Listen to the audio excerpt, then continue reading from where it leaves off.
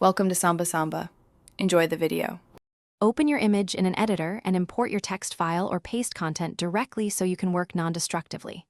Once done, create a new text layer and name it for quick edits.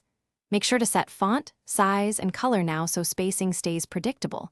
Change later if needed. You want readable contrast, so test light text on dark areas or add a subtle background.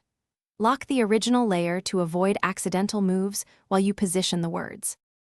With the text layer active, use alignment tools and 5% margin guides to position words where they complement the subject. Once positioned, apply styling. A small drop shadow, 1-2px stroke, or a 40-60% opacity box behind the text to boost legibility. If you anticipate resizing, convert the text to a smart object or group it so transforms stay crisp. Make incremental adjustments. Nudge by 1px. Check at 100% zoom, and ensure the text reads clearly at final output size. For final output, export as PNG if you need transparency or JPEG for smaller files, choosing quality 810 for balance. Once exported, view the image at target sizes including mobile to confirm readability. Adjust font weight or add a stronger background box if words vanish.